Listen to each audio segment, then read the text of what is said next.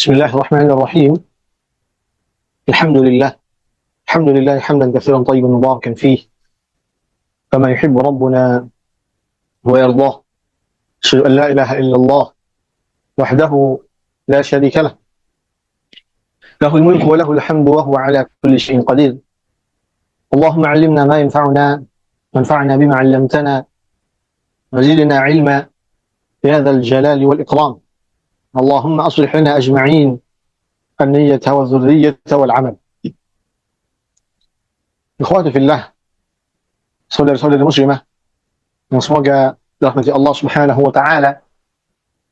Kita bersyukur kepada Allah Subhanahu wa taala atas limpahan nikmat yang Allah Subhanahu wa taala berikan kepada kita semua. Nikmat sehingga segala macam niat bisa terselenggara. Nikmat kemudahan dari Allah Subhanahu wa taala sehingga bisa berkumpul di dalam forum-forum kebaikan, di dalamnya dibacakan Al-Qur'an, di dalamnya dibacakan hadis-hadis Nabi Muhammad sallallahu alaihi wasallam. Mudah-mudahan forum-forum seperti ini termasuk salah satu yang disebutkan oleh Rasulullah sallallahu alaihi wasallam, "Ma ijtama'a qaumun fi baitin min buyutillah yatluna kitab Allah ويتدارسونه بينهم إلا نزلت عليهم السكينة وغشيتهم الرحمة وحفتهم الملائكة وذكرهم الله في من عنده." Tidaklah satu kaum berkumpul di dalam rumah, di rumah-rumah Allah Subhanahu wa taala. Bagi para ulama dalam riwayat lain mengatakan tidak menyebutkan kata-kata fi baitin min buyutillah, tidak menyebutkan kalimat di dalam rumah-rumah Allah, bermakna setiap perkumpulan manapun yang di dalamnya kaum muslimin berkumpul, dengan syarat perkumpulan tersebut yatluna kitab Allah, di dalamnya mereka membacakan Al-Quran, membacakan kitab Allah, wa yatadarasunahu bainahum, dan mereka mempelajari isi dari Al-Quran tersebut, baik secara tafsirnya, penjelasan-penjelasannya, tentu saja dengan penjelasan yang datang dari Rasulullah sallallahu alaihi wasallam. Illa nazalat alaihimus sakinah, melainkan forum-forum tersebut, perkumpulan-perkumpulan tersebut akan diberikan ketenangan oleh Allah Subhanahu wa taala. Wa ghashiyatuhumur rahmah, akan diliputi rahmat oleh Allah Subhanahu wa taala. Wa haffathumul malaikah, dan malaikat akan menaungi mereka. Wa dzakarahumullahu fi man 'indah, dan Rasulullah dan Allah Subhanahu wa taala akan menyebutkan nama-nama orang yang duduk di forum tersebut, menyebut nama mereka di sisi para malaikat, di sisi Allah Subhanahu wa taala. Ketika Allah Subhanahu wa taala menyebut nama kita, ikhwati fillah, tidak ada kebahagiaan yang paling membahagiakan seorang mukmin melainkan ketika Rabbul Izzati wal Jalalah menyebut namanya di sisi makhluk Allah Subhanahu wa taala yang mulia, malaikat-malaikatnya. Kalau saja kita begitu gembiranya ketika dinotis, di mention oleh salah seorang yang kita kagumi, disebut nama kita, disebutin nama kita di hadapan orang-orang penting, tentu akan masuk kebahagiaan tersendiri di dalam hati kita. Entah dikarenakan orang ini kenal, orang tokoh besar ini kenal dengan kita, atau dikarenakan nama kita disebut di hadapan orang-orang penting. Ini sesama makhluk, ikhwan fiddin, akhwati fillah. Lalu bagaimanakah kalau yang menyebut kita adalah pencipta kita, Rabbul Izzati wal Jalalah, Allah Subhanahu wa taala. Di antara triliunan, miliaran hamba-hamba Allah Subhanahu wa taala yang Allah Subhanahu wa taala ciptakan, Allah Subhanahu wa taala menyebut nama kita satu persatu, fulanah bintu fulan, fulan bin fulan. Dan disebutkannya bukan pada sembarang makhluk, disebutkan dengan makhluk yang tidaklah mereka diciptakan kecuali untuk taat dan patuh dan tidak pernah berdosa di hadapan Allah Subhanahu wa taala, yaitu para malaikat.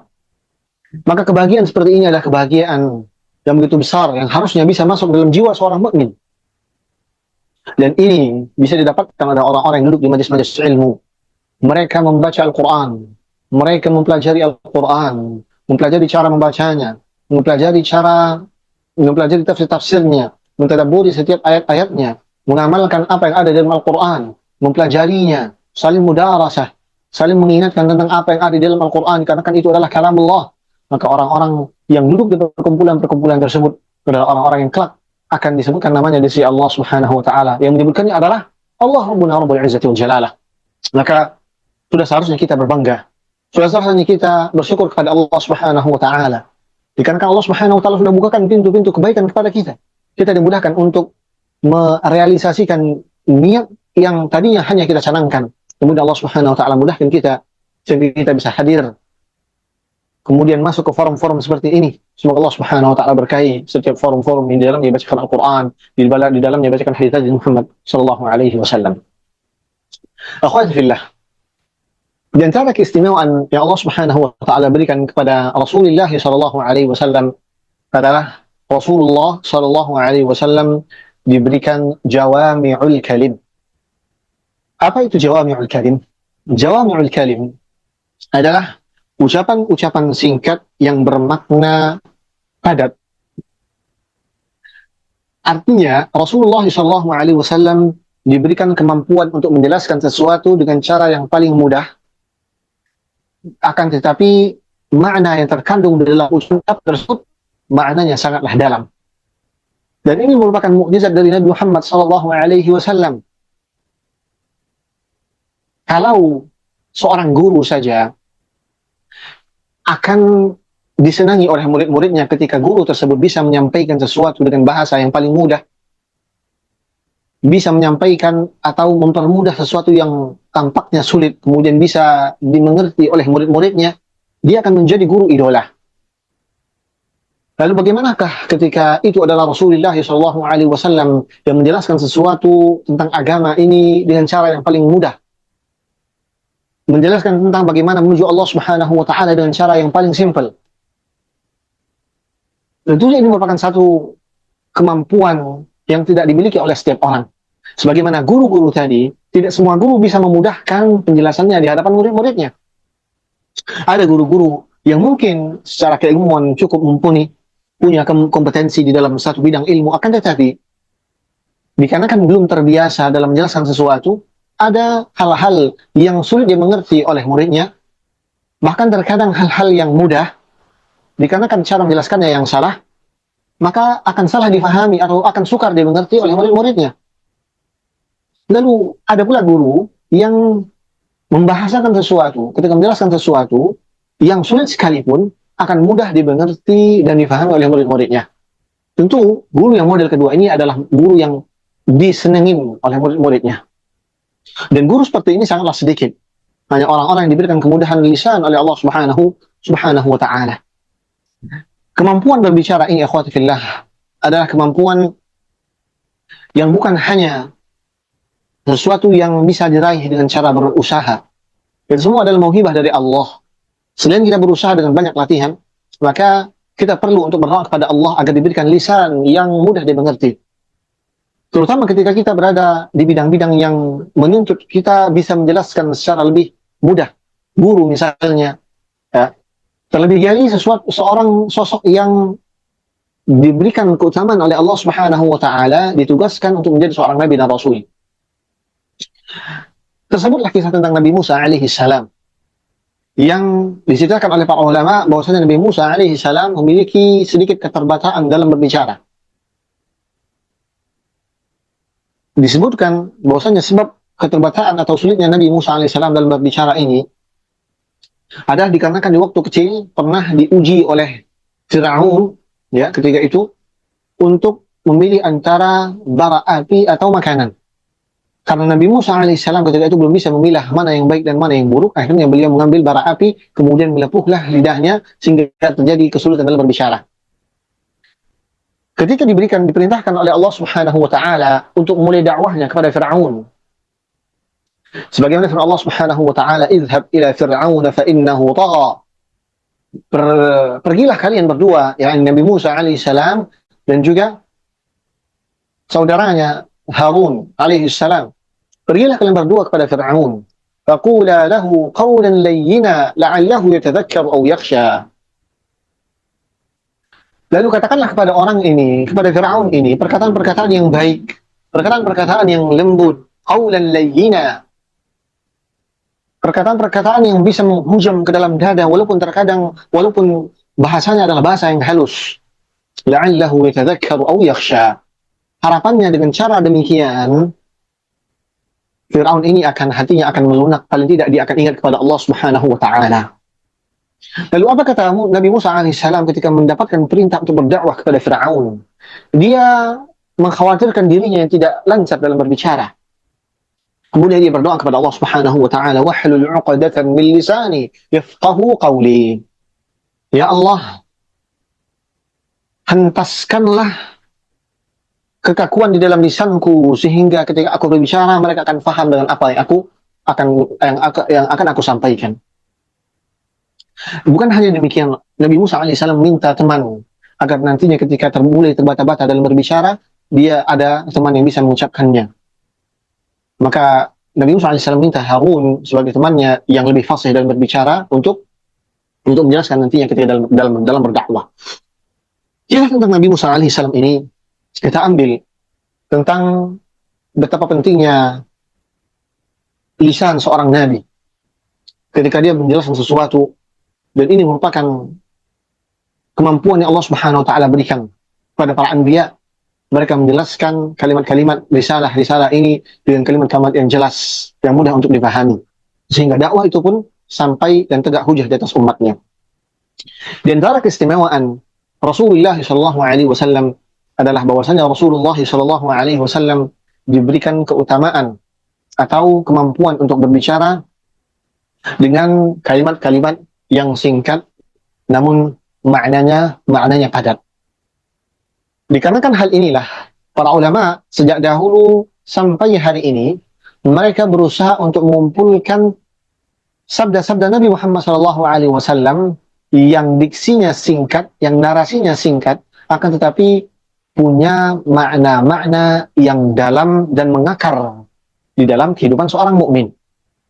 Maka tersebutlah beberapa ulama yang mengumpulkan hadis-hadis dan menjadikannya sebagai pedoman kehidupan seorang mukmin. Di antara yang disebutkan oleh Al-Imam An-Nawawi rahimahullah taala yang mendorong beliau untuk menulis dan mengumpulkan 40 hadis ini adalah sebuah hadis yang Rasulullah SAW sampaikan di dalam hadis tersebut, barang siapa yang mengumpulkan 40 hadis maka akan diberikan ganjaran demikian dan demikian. Akan tetapi para ulama menilai hadis ini adalah hadis yang dhaif.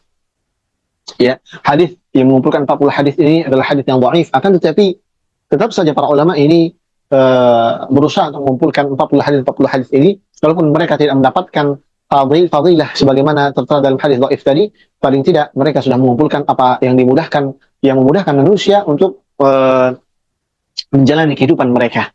Maka tersebutlah beberapa orang yang mengumpulkan jawami'ul kalimnya Nabi Muhammad SAW.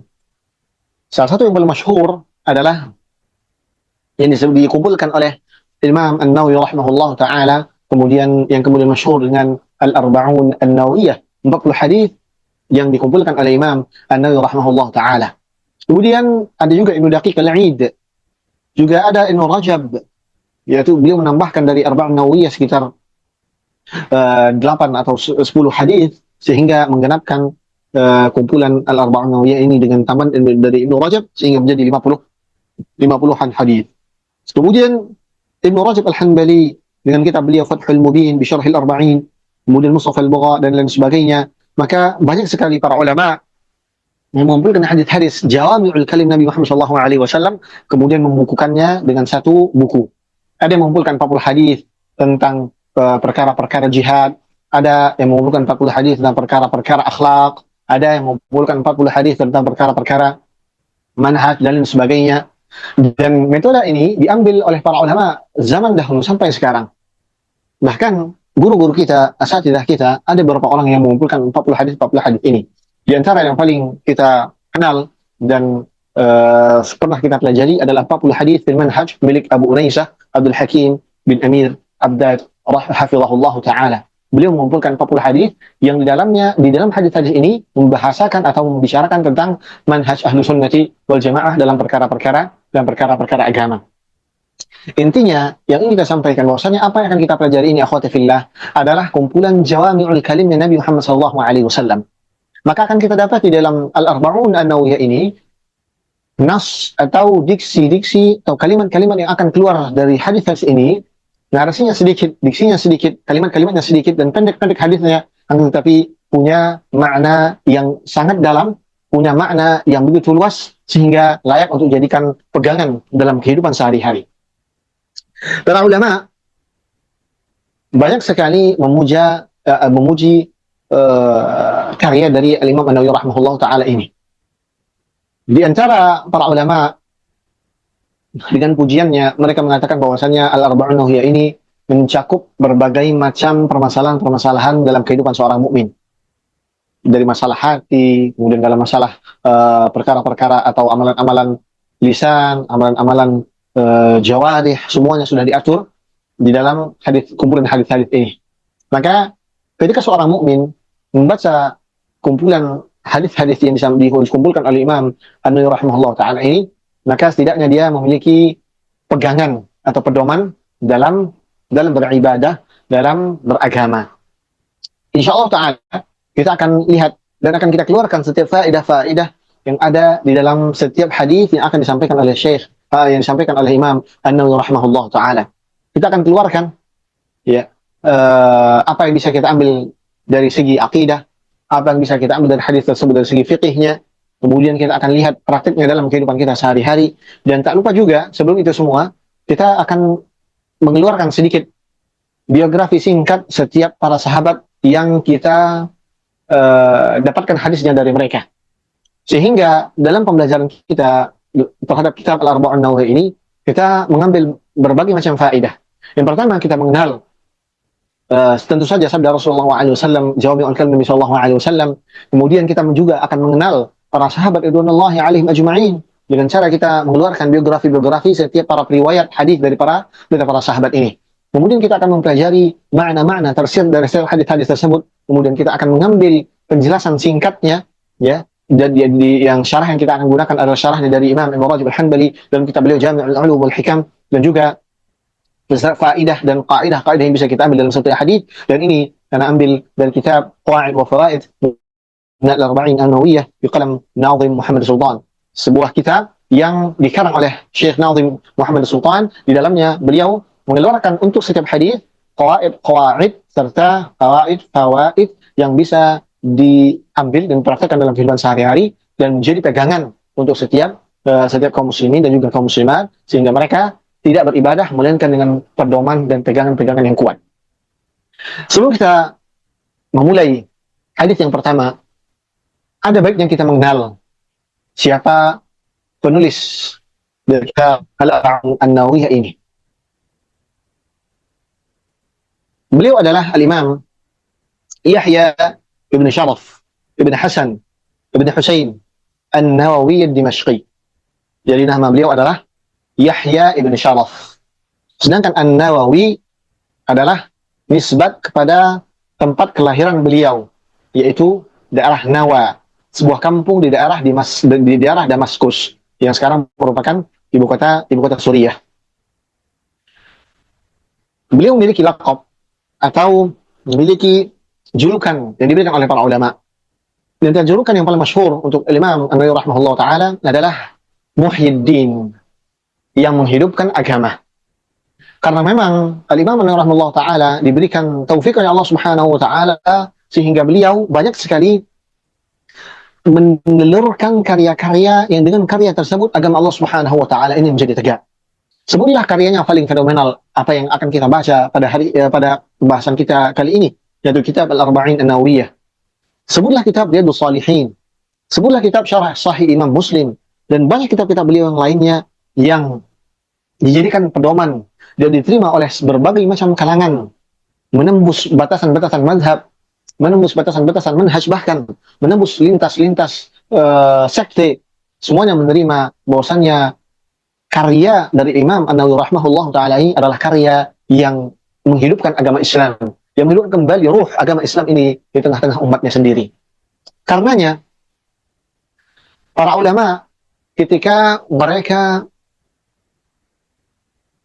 menulis permasalahan tentang keikhlasan seorang penuntut ilmu di dalam belajar ataupun dalam mengajar, mereka sering kali membawa contoh tentang keikhlasan dari Imam An-Nawawi rahimahullah taala. Perhatikan ini akhwati fillah, perhatikan ini saudara-saudara sekalian, baik antunna para guru, antunna yang belajar, para talibahnya, siapapun di antara kita yang punya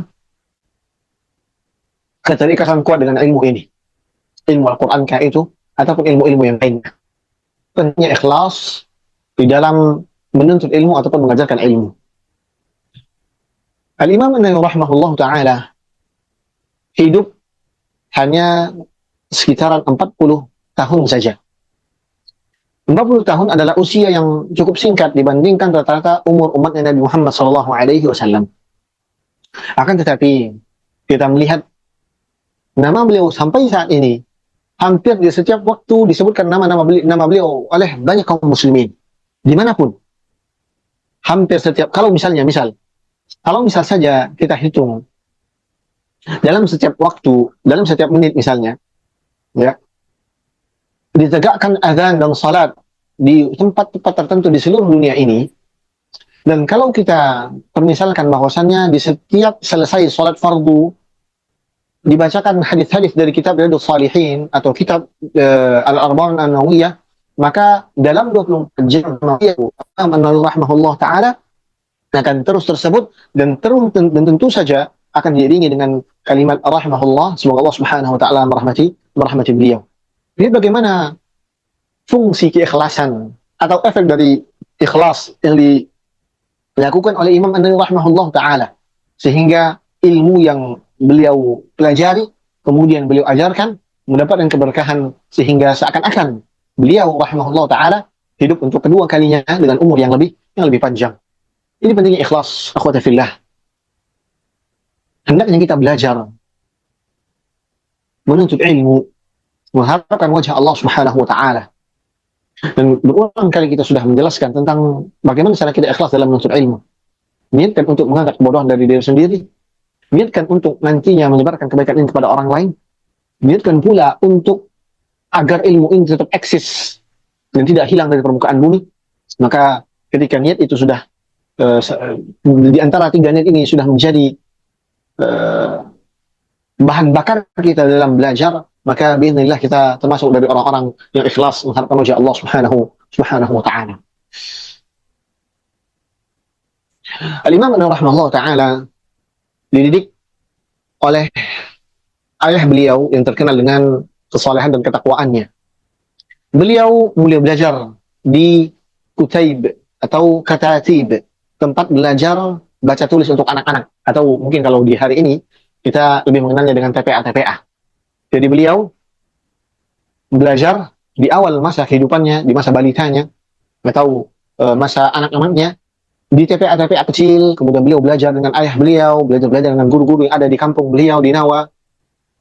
Ketika berumur 10 tahun, Syekh Yasin bin Yusuf Az-Zarkashi pernah melihat beliau Imam An-Nawawi rahimahullah taala dipaksa bermain oleh teman-teman sebayanya. Akan tapi di antara hal yang menakjubkan dari Imam An-Nawawi rahimahullah taala, Allah Subhanahu wa taala memberikan kecintaan terhadap ilmu kepada Imam An-Nawawi rahimahullah taala di masa beliau masih kecil. Jadi ketika Syekh Hasan ini melihat ada seorang anak, itu Imam An-Nawawi, dipaksa main ini oleh teman-temannya, dia menghindar, menolak. Bahkan Al-Imam An-Nawawi rahimahullah taala nangis dikarenakan dipaksa untuk bermain. Padahal beliau ingin duduk menuntut ilmu, baca Quran, menghafalkan hadis-hadis Muhammad SAW. Tentu saja hal ini bukan tanpa alasan. Mungkin saja beliau melihat bagaimana keseriusan ayahnya dalam belajar, lihat bagaimana lingkungannya, para ulama yang berada di sekitarannya sangat cinta dengan ilmu, sehingga timbul kecintaan ini di dalam diri seorang Imam Nawawi taala kecil. Ini memberikan pelajaran kepada kita tentang pentingnya lingkungan untuk seorang anak. Terkadang orang tua sudah berlelah-lelah untuk mendidik anak yang menjadi anak-anak yang baik. Ibu-ibu misalnya, di rumah tuh udah ngajarin tentang akhlak-akhlak yang mulia, tentang kalimat-kalimat yang baik. Akan tetapi lingkungan sekitar ibu-ibu tinggal, orang-orangnya toksik, suka keluarin kata-kata yang nggak baik, kata-kata kotor, ya, atau cara bergaulnya dengan cara yang tidak baik, akhlaknya tidak benar, ya. Seringkali apa yang diajarkan oleh orang tua di rumah, kemudian dia bergaul dengan teman-teman sebayanya dengan cara yang tidak baik, akan menjadikan yang diajarkan orang tua di rumah selesai. Artinya tidak lagi berbekas. Maka ini salah satu hal, salah satu alasan betapa pentingnya lingkungan dalam membentuk karakter seorang seorang anak. Karenanya penting untuk kita sebagai orang tua ketika memilih tempat tinggal untuk memilih pula tetangga yang ada di sekitaran rumah kita. Karenanya orang Arab sering bilang al-jaru qabla ad-dar. Tetangga sebelum rumah. Artinya sebelum bangun rumah, lihat dulu loh tetangganya apa, siapa, gimana orangnya, ya. Jangan sampai nanti ketika kita susah-susah untuk mendidik anak kita dengan cara-cara yang baik, oh nanti dia suka main dengan tetangga-tetangga lainnya, ya, atau mungkin kita sedang lengah dan sebagainya, sehingga tetap akan memberikan bekas-bekas yang buruk ketika lingkungan itu tidak terjaga. Lalu bagaimana dengan kalau misalnya kita sudah terlanjur tinggal di satu tempat yang daerahnya cukup tidak baik, ya, maka perlu kita untuk menegaskan kepada anak-anak kita dengan pendidikan-pendidikan dasar yang cukup kuat, sehingga nanti misalnya setiap dia main keluar, kemudian dia dapetin hal-hal yang buruk, ya, kita minta dia untuk cerita, kemudian kita jelaskan mana yang benar, mana yang buruk, ya. Intinya lingkungan ini sangat penting dalam kehidupan masa kanak-kanak, karena anak-anak ini dia mudah untuk meniru-niru. Maka kalau kita lihat Imam An-Nawawi rahimahullah taala ini, dari cerita yang disampaikan oleh Syekh Yasin, ini anak dia berbeda dari anak-anak yang lainnya. Imam An-Nawawi kecil, dia tidak mau bermain dengan teman-temannya karena ada kecintaan, kerinduan beliau kepada ilmu. Artinya ini anak istimewa. Bahkan sampai Syekh Yasin mendoakan Imam An-Nawawi rahimahullah taala dengan agar beliau dijadikan seorang yang cerdas, kemudian sebagai orang yang zuhud, dan beliau mengatakan diharapkan anak ini kelak menjadi orang yang cerdas dan paling zuhud pada masanya dan bisa memberikan manfaat yang besar pada al-imam, kepada umat Islam. Ketika melihat keistimewaan dari seorang Imam Nawawi kecil ini, maka perhatian ayah dan juga gurunya menjadi semakin besar. Artinya ketika melihat ini anak nggak suka main, ya, fokus dalam belajar, sedangnya sesuatu yang berkaitan dengan ilmu, maka ayah dan guru-guru pun memberikan perhatian besar dalam kepada Imam Nawawi rahimahullah taala. Ini pelajaran penting juga kepada kita sekalian para orang tua, ya, kemudian para guru juga. Kalau kita melihat ada anak-anak didik kita atau anak kita punya kecondongan pada sesuatu, terlebih kalau sesuatu itu ada suatu hal yang positif, maka berikan perhatian besar kita kepada anak tersebut. Misalnya di kelas-kelas kita sebagai seorang guru, ada anak yang dia senang sekali baca Quran, mudahnya cepat, kemudian dia punya tamak di dalam belajar, maka berikan perhatian besar. Bahkan sebagian para ulama ada memberikan kelas-kelas khusus secara gratis untuk beberapa orang-orang yang punya semangat yang tinggi. Tersebutlah Imam Al-Laits rahimahullah taala, salah satu murid dari Imam Ahmad rahimahullah taala, Imam Malik rahimahullah taala. Beliau juga meriwayatkan kitab Al-Muwatta, ya, kitab hadis fenomenal karya Imam Malik rahimahullah taala. Imam Laits ini dia punya keistimewaan, kefokusan dirinya yang cukup besar, ya, dibandingkan teman-teman sejawatnya yang menuntut ilmu di hadapan Imam Malik rahimahullah taala. Tersebutlah dalam satu waktu Imam Al-Laits rahimahullah taala melakukan perjalanan menuju kota Madinah, dan Imam Malik ketika itu bermukim di kota Madinah, sehingga masyhurlah nama beliau sebagai Imam Darul Hijrah. Jadi Imam Malik ini punya majelis Masjid Nabawi. Satu ketika ada kafilah dagang yang datang dari daerah Persia, dari daerah Syam, datang dengan membawa barang-barang dagangan yang dipikul oleh gajah-gajah Persia yang besar. Di zaman itu jarang sekali orang-orang melihat gajah di kota Madinah, sehingga orang-orang pada ngeributin, ya, oh ada gajah datang nih ke Madinah. Orang-orang pada sibuk itu. Bahkan para penuntut ilmu yang saat itu sedang duduk di majelisnya Imam Malik rahimahullah taala, mereka akhirnya ke-trigger untuk ikutan. Jadi fokus mereka itu kacau dia. Antara memperhatikan Imam Malik rahimahullah taala atau ping lihat gajah yang jarang-jarang ada di kota Madinah. Pada saat itu, kami lihat murid-muridnya Imam Malik ini tidak nyaman karena pengen lihat ini gajah yang jarang-jarang ada di Madinah. Akhirnya Imam Malik berikan, oke, silahkan yang mau ngeliat dah. Artinya diberikan kelapangan oleh Imam Malik. Ini subhanallah, ini merupakan rahmat dari seorang guru. Beliau Imam Malik rahimahullah ta'ala melihat keadaan jiwa, keadaan mental dari murid-muridnya. Dan ini kita sebagai seorang guru harus seperti ini ya, khawatirillah. Jangan mentok-mentok maunya apa yang kita inginin saja. Ya. Kadang-kadang kita harus melihat keadaan murid-murid kita. Misalnya kita sedang ngaji, sedang belajar, kemudian kita lihat anak kita ini sakit atau gimana, bisa kita selesaikan. Kalau dia butuh untuk pulang dulu, ya pulang dulu, silahkan. Nanti kita tanyain kepada orang tuanya apa masalahnya. Atau mungkin paling sederhana misalnya, kalau kita melihat dalam satu majelis, kemudian hujan tiba-tiba turun, murid berasa gerusuk, itu sudah liburkan pengajian. Atau singkatkan pengajian. Dan ini merupakan fikihnya seorang guru. Dan ini dilakukan oleh Imam Malik rahimahullah ta'ala. Jadi, ketika gajah ini datang, murid-muridnya pun keluar, berhamburan keluar masjid, ingin melihat itu kafilah dagang datang, melihat gajah yang datang jarang-jarang di kota Madinah. Ketika majlis ini sepi karena murid-muridnya pada pergi, Imam Malik rahimahullah ta'ala melihat ada satu sosok di tengah-tengah majelisnya yang tidak bergeming. Dia tidak gerakin orang. Kok tidak tertarik dia melihat gajah yang jarang-jarang datang di Madinah? Kemudian ditanya kepada beliau ini, ya syabab, wahai pemuda, kenapa engkau tidak ikut lihatin gajah di sana di luar? Apa kata beliau? Imam Malik ini mengatakan, ji'tu li Malik la lil fil. Subhanallah. Aku datang ke kota Madinah jauh-jauh dari kotaku dan di kampungku buat duduk di majelisnya Imam Malik rahimahullah taala, bukan pengen lihat gajah. Subhanallah, dengan jawaban seperti ini, dengan keseriusan dari Imam Malik ini, Imam Malik rahimahullah taala lihat, ini orang beda. Ini murid satu orang ini spesial nih. Dia nggak ke-trigger dengan apa yang ada sekelilingnya. Ini orang bisa fokus. Akhirnya Imam Malik rahimahullah taala memberikan waktu khusus selain dari kajian beliau di Masjid Nabawi, diberikan khusus kepada Imam Al-Laits rahimahullah taala, sehingga terkenallah beberapa riwayatan dari Imam Laits, dari Imam Malik rahimahullah taala. Salah satunya adalah kitab Al-Muwatta Imam Malik, terdapat jalur dari Al-Imam Laits rahimahullah taala. Artinya seorang guru harus pandai-pandai melihat kemampuan murid-muridnya.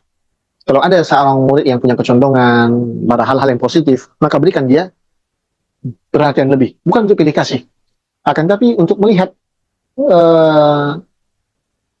satu potensi besar yang ada dalam diri seorang murid. Tetap kita berikan hak setiap murid, bukan tapi kalau kita lihat ada orangnya, ini satu anak ini punya potensi besar, kita sampaikan ke orang tuanya, Pak, Bu, ini anak ibu, anak bapak, dia punya potensi ini. Tolong fokuskan. Tolong berikan dia apa yang dia butuhkan dalam belajar ini. Ya, jangan difokuskan ke tempat lain-lain. Yang sangat miris akhwati fillah, banyak sekali kejadian yang terjadi di pesantren-pesantren.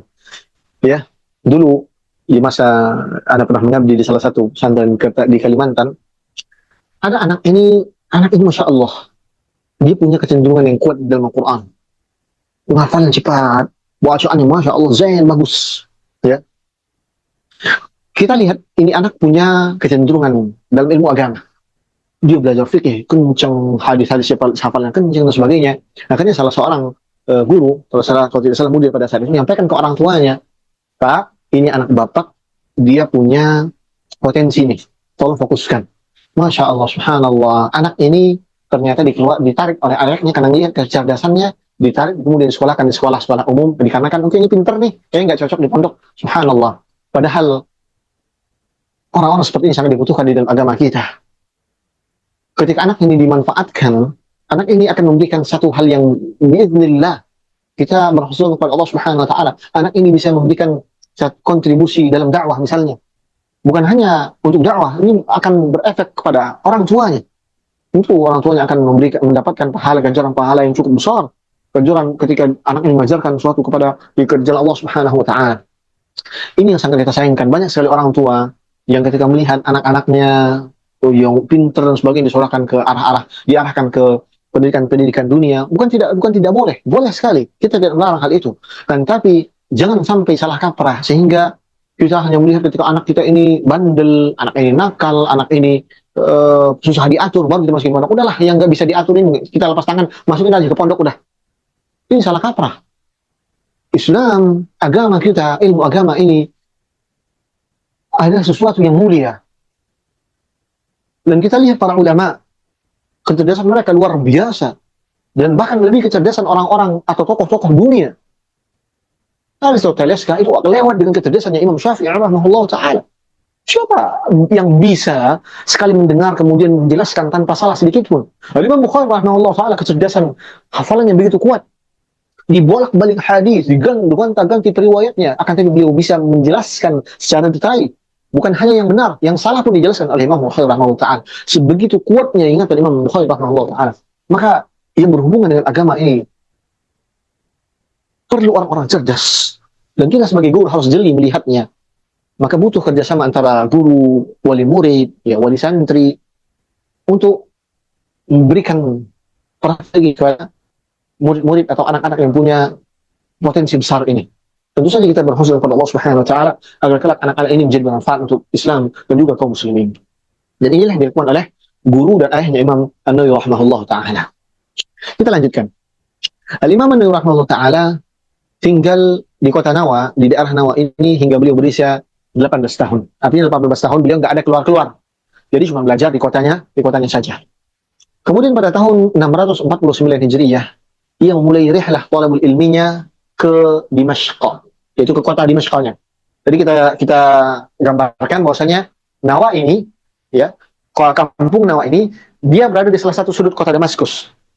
Ketika sudah sampai 18 tahun, Imam An-Nawawi rahimahullah taala akhirnya melakukan rihlah fi talabil ilmi, perjalanan dalam menuntut ilmu. Kemudian beliau keluar menuju ibu kota, istilahnya begitu, sampai ke kota Damaskus. Dan di kota Damaskus pada saat itu banyak sekali para ulama yang terkenal dengan kemampuan ilmu-ilmunya. Beliau menghadiri halaqah-halaqah ilmiah yang diadakan oleh para ulama kota tersebut. Beliau tinggal di Madrasah Ar-Rahawiyah atau Ar-Rawahiyah dekat Jami' Al-Umawi. Jami' Umawi ini suatu masjid yang masya Allah terkenal dengan ilmunya, dan ini merupakan poros keilmuan, ya, di kota Damaskus pada zaman dinasti Umayyah. Maka dengan sampainya beliau di kota Damaskus, jadilah beliau sebagai seorang talibul ilmi yang kesibukannya hanya berkutat antara ilmu dan juga ulama. Disebutkan bahwasanya beliau menghadiri 12 halaqah dalam sehari. Subhanallah, 12 halaqah. Artinya dalam satu waktu, ba'da salat subuh misalnya, beliau bisa menghadiri 3 sampai 4, 5 halaqah, berpindah-pindah dari satu syekh ke syekh yang lain. Semuanya untuk mengejar ilmu yang ada di setiap para ulama. Beliau adalah sosok yang rajin, menghafal banyak hal, juga punya keunggulan dalam hal akademisi dibandingkan teman-teman yang lainnya.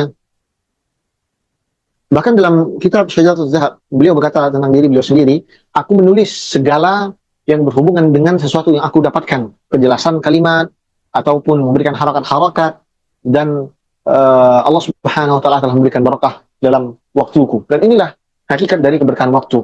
Kita bisa mengerjakan sesuatu yang banyak dalam waktu yang singkat. Ini inti dari keberkahan waktu, akhwati fillah. Kadang nih kita punya waktu yang banyak, akan tapi banyak waktu kita ini seakan-akan yang bisa kita lakukan itu sedikit. Ya. Maka di antara tanda keberkahan waktu seseorang adalah ketika dia bisa melakukan hal-hal baik yang banyak dalam waktu yang singkat. Dan keberkahan waktu ini bisa kita dapatkan dengan berbagai macam cara. Di antara cara yang paling masyhur, yang paling direkomendasikan oleh para ulama adalah dengan memulai hari dengan cara membaca Al-Quran di awal pagi. Baca Quran, berikan waktu untuk Al-Quran, berikan waktu khusus untuk Al-Quran, maka ini akan mendatangkan keberkahan pada waktu kita. Silakan coba, untuk ibu-ibu sekalian, akhwati fillah, silakan coba mulai hari dengan baca Quran. Anda akan merasakan perbedaan dalam hari tersebut. Misalnya sebelum subuh bangun, sholat witir terlebih dahulu, masih ada waktu bisa sholat qiyam selesai, sholat qiyamul lail, tahajud terlebih dahulu, kemudian nungguin sholat subuh, kemudian ketika sholat subuh, ibu-ibu sholat dulu sunnah qabliyah subuhnya, kemudian sholat subuh, setelah sholat subuh, duduk berzikir kepada Allah Subhanahu wa taala, kemudian sempatkan untuk membaca beberapa halaman dari Al-Qur'an, maka Anda akan rasakan suatu perbedaan yang begitu luar biasa di hari Anda tersebut. Lalu bandingkan ketika hari tersebut dimulai dengan malas-malasan, dimulai telat bangun subuhnya, ya nggak sholat tepat waktu, maka Anda akan rasakan hari yang penuh dengan rasa tidak enak. Ada rasa sesuatu yang masih ganjal di hari tersebut. Kenapa? Karena tidak ada keberkahan, tidak ada keberkahan waktu.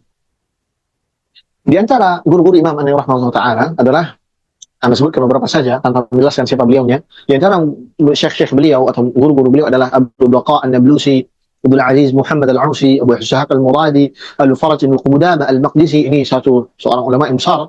Ishaq bin Ahmad Al-Maghribi dan Ibn Al-Firqah. Dan di antara murid-murid beliau masyhur adalah Ibn Al-Athar Al-Syafi'i, Abu Al-Hajjaj Al-Mizri, Ibn Aqib Al-Syafi'i, Abu Al-Abbas Al-Ishbili, dan Ibn Abdul Hadi. Pada tahun 651 Hijriyah, beliau menunaikan ibadah haji bersama ayahnya. Kemudian ia pergi dan menetap di kota Madinah. Dan menetap selama 1,5 bulan di kota Madinah, lalu kembali ke Damaskus. Pada tahun 665 Hijriyah, ia diberikan amanah untuk mengajar di Darul Hadith Al-Ashrafiyah di kota Damaskus, dan beliau menolak untuk mengambil gaji. Beliau digelari Muhyiddin, yang menghidupkan agama, dan membenci gelar tersebut dikarenakan ketawaduan beliau. Di samping itu, agama Islam adalah agama yang hidup dan tetap akan kokoh. Imam An-Nawawi rahimahullah taala adalah sosok yang zuhud, penuh dengan wara, dan senantiasa bertakwa kepada Allah.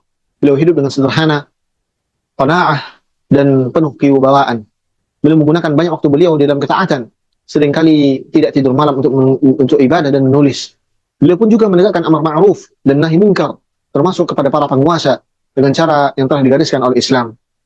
Suatu ketika beliau menulis nasihat untuk pemerintah dengan bahasa yang halus sekali. Suatu ketika beliau dipanggil oleh Al-Zahir Bebriz, salah seorang penguasa pada zaman tersebut, untuk menandatangani sebuah fatwa. Mendatanglah beliau. Beliau ini posturnya, perawakannya kurus, dan pada saat itu beliau menggunakan pakaian yang sangat sederhana. Raja tersebut meremehkan Imam Allah Ta'ala dengan cepat-cepat ngomong, tantangan fatwa ini sekarang. Beliau membaca dan menolak untuk menurunkan tantangan. Ketika ditanya kenapa, beliau melihat keputusan yang diberikan oleh raja tersebut di dalam fatwa ini berisi kezaliman yang nyata. Ketika itu, raja ini mengatakan, pecat orang ini dari semua jabatannya. Lalu orang-orang yang berada di sekitar raja tersebut mengatakan, ia tidak punya jabatan sama sekali.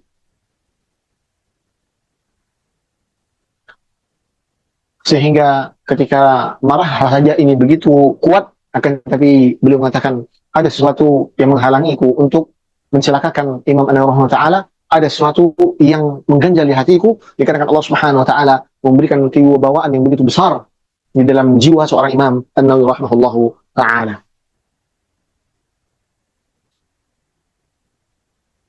Di antara karya-karya beliau yang sampai saat ini bisa kita nikmati dalam bidang hadis, ada kitab Al-Arba'in yang akan kita pelajari, ada kitab Riyadhus Shalihin, ada kitab Al-Minhaj Syarh Sahih Muslim, juga ada kitab At-Taqrib wa Taysir fi Ma'rifat As-Sunan Al-Bashir An-Nadhir.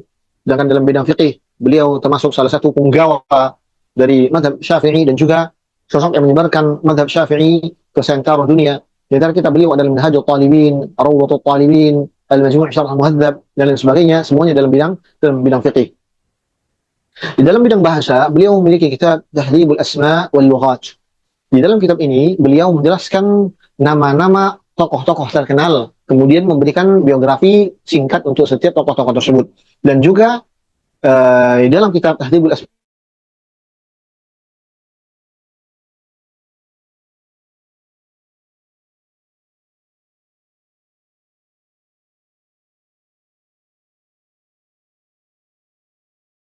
Lughat ini ada beberapa istilah-istilah yang beliau Tahdhibul Asma' wal Lughat ini menjadi rujukan untuk bahasa. Kemudian dalam bidang akhlak adalah terkait dengan akhlak para pembaca Quran, akhlak para penghafal Al-Quran, dan alhamdulillah sudah selesai kita bahas, dan para akhwat atau ibu-ibu yang ingin mendengarkan bisa langsung lihat dan mengikuti kajiannya, sudah ada di YouTube dan bisa mengikutinya dari pertama sampai terakhir, alhamdulillah. Kemudian ada kitab Busnul Arifin, ada juga kitab Al-Adhkar, satu kitab yang beliau kumpulkan di dalamnya zikir-zikir dari Nabi Muhammad SAW, dan beliau runtutkan kitab itu seakan-akan beliau sedang memberikan pedoman hidup dari bangun tidur sampai tidur kembali. Zikir-zikirnya, apa yang dilakuinnya, sunnah-sunnahnya apa, semua hal ini sudah dijelaskan oleh Imam An-Nawawi rahimahullahu taala. Kitab-kitab yang kita sebutkan ini sudah dikenal luas, termasuk oleh orang-orang awam, memberikan manfaat yang besar sekali untuk umat ini. Ini dia beberapa biografi singkat terkait dengan penulis kitab Al-Arba'in An-Nawawiyah rahimahullahu taala. Kemudian kita perlu mengenal kitab Al-Arba'un An-Nawawiyah ini secara singkat pula. Karena dengan mengenal apa yang akan kita pelajari, maka kita akan semakin tergugah untuk belajar apa yang kita pelajari tersebut. Kitab Al-Arba'un An-Nawawiyah rahimahullah ta'ala adalah kumpulan hadis-hadis yang dikumpulkan oleh Imam An-Nawawi rahimahullah ta'ala. Di dalamnya beliau menyusunnya dengan susunan bab-bab yang berkaitan dengan kehidupan seorang muslim. Ya, dimulai dari hal yang paling penting seperti masalah niat, kemudian masalah iman, masalah Islam, masalah ihsan, kemudian masuklah pada permasalahan-permasalahan yang lainnya.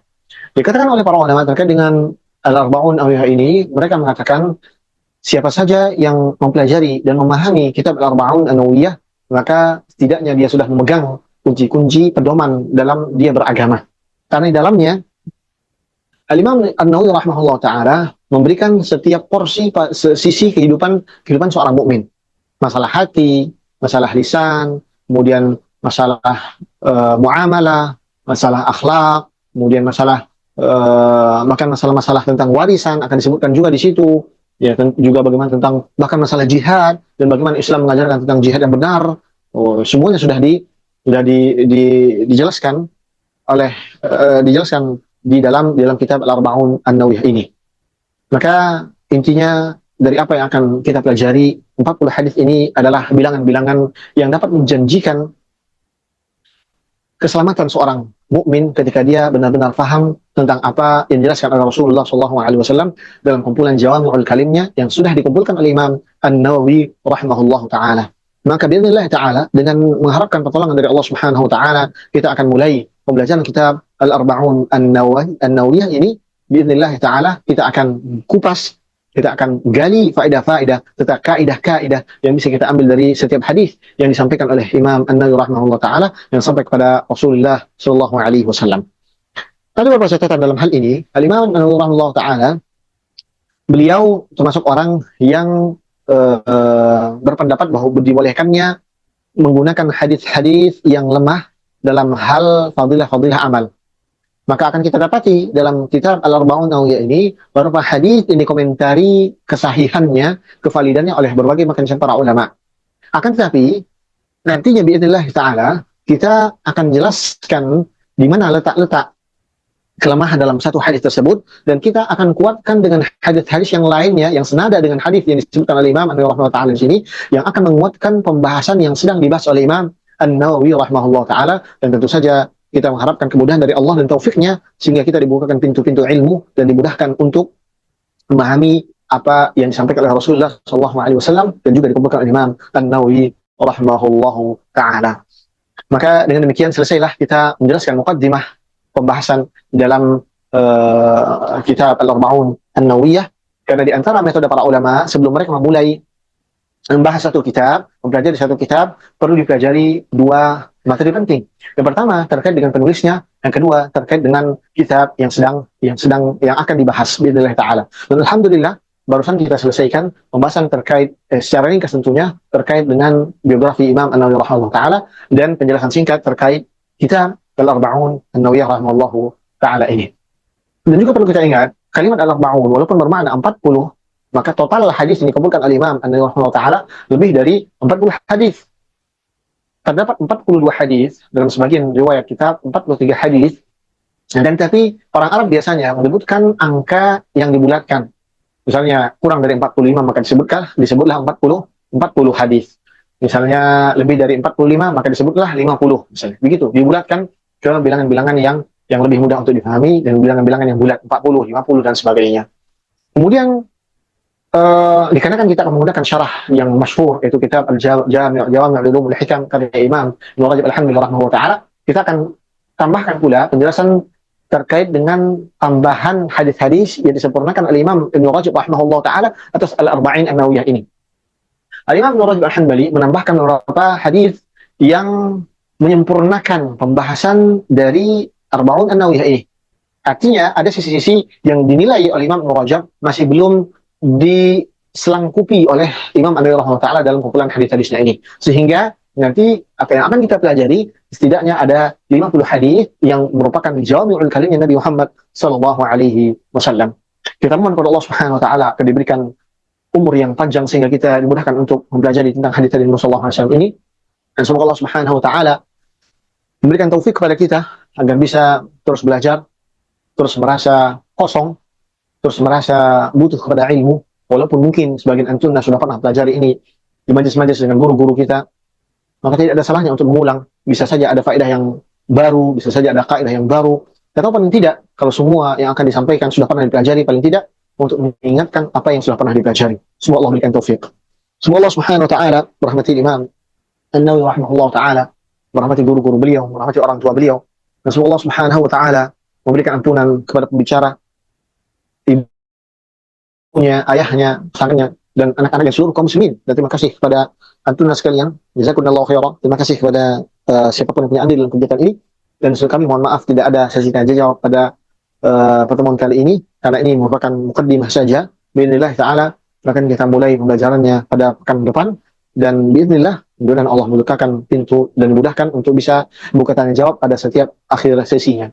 Wallahu wali taufik. Kami terima kasih karena ibu-ibu sekalian mau bersama-sama mendengarkan dan mau belajar bersama. Semoga Allah Subhanahu wa taala memberikan menjadikan ini sebagai amal jariyah. Ingat terus belajar, dan ingat pula bahwasanya talabul ilmi adalah ibadah. Menuntut ilmu adalah ibadah, dan tidak ada yang kita harapkan dari ibadah kita kecuali diterima oleh Allah Subhanahu wa taala. Sering-seringlah minta agar ibadah kita terima Allah. Allah taqabbal minna, Allah taqabbal minna, ya Allah terimalah.